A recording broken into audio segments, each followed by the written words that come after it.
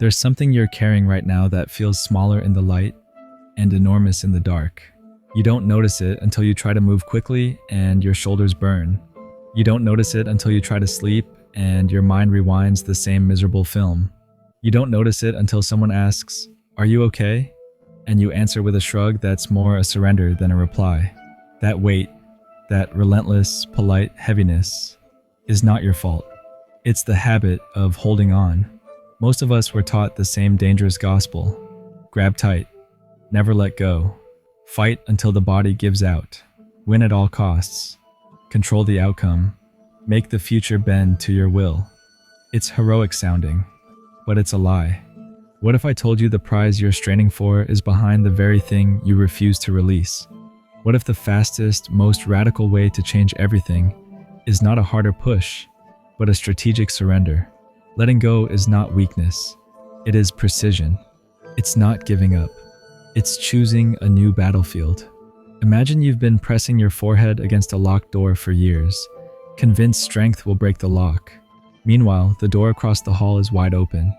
The effort, the strain, the rituals of clutching, they've been a story you tell yourself about loyalty, resilience, toughness, but stories can be rewritten. And sometimes the bravest thing you can do is loosen your grip and walk through a different door. Listen, this isn't a soft pep talk. It isn't one more catchy mantra to stick above your desk. This is practical strategy dressed as philosophy. I'm talking about targeted release, the kind of surrender that doesn't abandon goals. It optimizes them. You stop expending energy on things that resist you, and you funnel every ounce into what actually moves. The result? Clarity, momentum, a kind of gravitational shift where life begins to pull toward you instead of you dragging life toward where you think you should be. Think about that friendship you've been patching with duct tape. You know the one. Late night calls that leave you drained. Favors asked without reciprocation. Compliments that feel like currency. You keep showing up because the word loyal hums like metal in your head. You try to fix it. Explain. Justify. Carry the emotional load for two people. But here's the thing. You cannot force someone to be the person they're not. You can only stop making yourself a receptacle for their dysfunction. When you unclench, when you stop volunteering as the fixer, two things happen. Either the relationship recalibrates because your boundaries change the rules, or it dissolves, and the space opens for people who actually meet you. That vacuum isn't emptiness. It's a landing pad for something real. Your energy, previously siphoned into trying to be everything for someone else, returns to you. You become available for connection that elevates, not erodes. Letting go doesn't guarantee loss. Often, it guarantees arrival. Now consider that failure you keep rehearsing like a script. The business that imploded, the relationship that ended, the opportunity that evaporated. You analyze it until it's a fossil. Every jagged edge cataloged. Every blame assigned. Every if only played on loop. You wear your failure as proof that the world is hostile and you're fragile. But what if failure is not the final verdict? What if failure is a guidepost? Not shame, but GPS. When you stop telling the story that a single defeat defines your whole trajectory, you free up bandwidth. Your past loses its hold on your present. The mind space occupied by what went wrong becomes available for what could go right. Failure becomes data, not destiny. It teaches, it redirects, it refines. You don't erase the pain, you mine it for insight. That's letting go. You extract the lesson and drop the landmine of regret. And then there's the future, the big fuzzy monster we like to preemptively panic about. You've tried to control the future like it's a brittle vase you can pre-nail into a shelf. Plans, contingencies, backup plans for backup plans. All useful, to a point. But obsessing over what might happen steals the only real power you have, this present moment. The truth is simple and brutal. You cannot control what hasn't yet unfolded. The energy you spend trying to micromanage tomorrow is energy stolen from what you can actually shape right now. Letting go of the illusion of total control is not resignation. It's empowerment. It's trusting your capacity to adapt. It's knowing you have handled storms before, and you will handle storms again. That trust is a muscle. Strengthen it by practicing on the small things. Release a conversation that went sideways. Stop refreshing a message you're waiting for. Leave the house without a plan for every 5 minutes. Little acts of release rebuild your confidence for life's larger uncertainties. Let's be honest. Most people confuse letting go with laziness. They think if you stop fighting, you'll drift into some passive fog. That's not what we mean. Real letting go is active, tactical, fiercely intentional. It's not quitting on your desires. It's quitting on the unproductive methods. It's trading the exhaustion of 100 dead-end attempts for the laser focus of the few that actually work.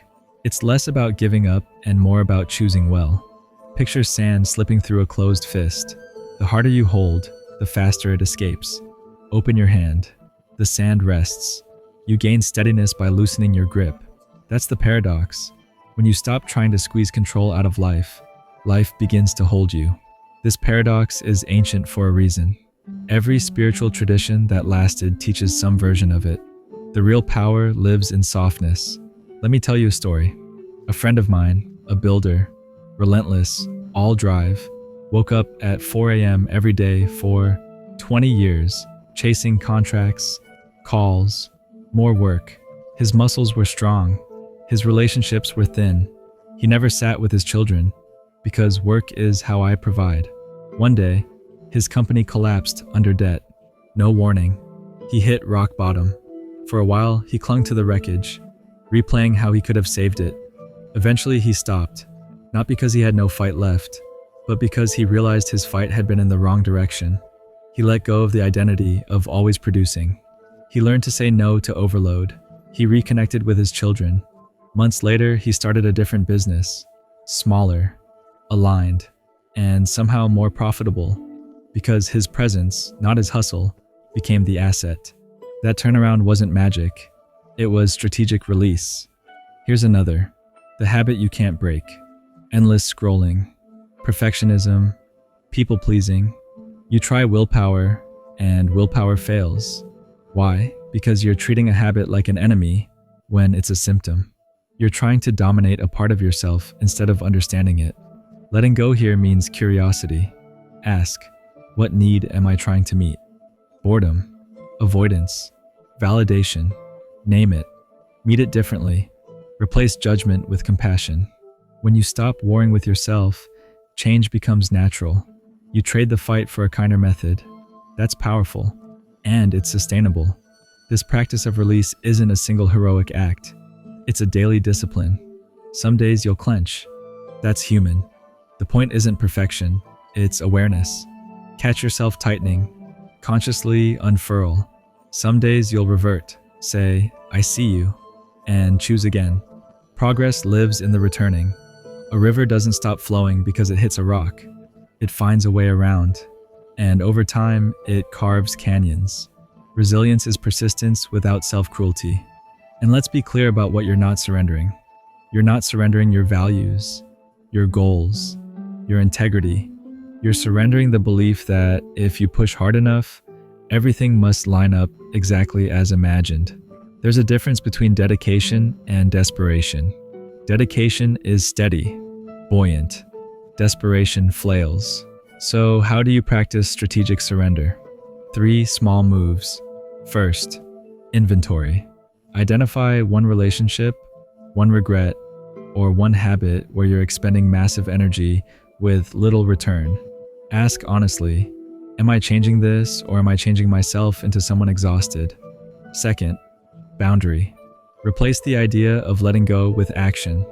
Text less. Say no. Stop rescuing. Small boundaries create leverage. Third, curiosity. When control tightens, ask, what am I trying to avoid? What am I trying to guarantee? Respond with curiosity, not panic. Think of water. It yields. It wraps. It never fights the mountain. It finds the seam, soft enough to adapt, strong enough to last. Yielding is not surrendering power. It is expressing it differently. We've been taught that power looks like tension, like clenched jaws and stiff shoulders, like holding on so tightly that letting go feels like failure. But real power doesn't live in force. It lives in choice. Yielding is the moment you realize you don't need to dominate every moment to belong in your own life. It's the decision to stop bracing for impact and start trusting your ability to respond, not react. Respond. Now imagine your life without white-knuckling everything. Imagine waking up and noticing your breath before your worries. Your chest rises fully instead of shallow and guarded. You breathe deeper, not because nothing is wrong, but because you're no longer using anxiety as a survival strategy. You sleep fuller, not perfect sleep, but rest that actually restores you instead of just pausing the exhaustion. Your body isn't constantly on alert, waiting for the next problem to ambush you. You decide from clarity, not exhaustion, from discernment instead of desperation, from wisdom instead of fear. And when you make decisions this way, something subtle but profound changes. You stop asking, will this make them happy? And start asking, will this make me whole? You attract people who don't require you to be smaller, people who don't mistake your boundaries for rejection, people who don't feed on your overgiving, people who don't need you to bleed just to prove you care. You realize how much of your life was shaped around managing other people's comfort, their expectations, their moods, their unspoken demands. And when you stop shrinking, when you stop negotiating your worth for acceptance, something incredible happens. The people who can't meet you at your size quietly drift away, and the people who can stand beside you arrive without drama. Doors appear, not because you begged for them, but because you stopped forcing the wrong ones. Because you stopped knocking on doors that required you to abandon yourself just to be let in. Availability becomes your superpower. Not availability to everyone, but availability to life itself. You're present enough to notice opportunities when they arise. You're rested enough to say yes when something aligned appears. You're grounded enough to say no without guilt when something doesn't. And here's the truth most people never hear. The river has no interest in your guilt, your fear, your shame. It keeps flowing. It doesn't stop because you regret yesterday. It doesn't slow down because you're afraid of tomorrow. It doesn't judge how long you stood on the bank debating whether you deserve to cross. The river moves, always. You can fight it and tire yourself out. You can exhaust your muscles trying to paddle upstream. You can convince yourself that struggle equals virtue, or you can learn its currents. You can study the rhythm instead of resisting it. You can let yourself be carried when carrying everything alone becomes impossible. You can discover that momentum doesn't always come from effort. It often comes from alignment. And traveling with the current doesn't make you passive. It makes you efficient. It means you spend your energy steering instead of thrashing. It means you choose direction without demanding control. It means you understand that strength isn't always loud. Sometimes strength is quiet trust. So notice what you're holding. Not vaguely, not someday, right now. Notice the thought you keep replaying, the relationship you keep rescuing, the version of yourself you keep defending even though it's tired. Name it. Say it without judgment, without drama, without turning it into a story about what's wrong with you. Just name it. And then release one small thing. Not everything. Not your entire past. Not your whole identity. One small thing. One expectation you can loosen. One habit you can interrupt. One conversation you don't need to finish tonight. Because release doesn't require destruction. It requires discernment. If this landed, if something in you softened instead of tightened, do something simple and brave. Drop a comment that says, I let go. No explanation, no backstory, no justification, just truth. Because that declaration turns an inner shift into a vow. It marks a moment. It draws a line between how you've been surviving and how you're choosing to live. When you write it, you're not performing healing. You're practicing it. Say it. Mean it. And then show up for what comes next. Not perfectly, not fearlessly, but honestly. Open your hand. Feel how much energy returns when you stop gripping. Notice how your body responds when it realizes it doesn't have to fight this moment. The world will surprise you, not because it suddenly became kinder, but because you became available to see what was already there. And that availability, that's not weakness, that's wisdom, that's power, finally expressed in a way that doesn't cost you yourself.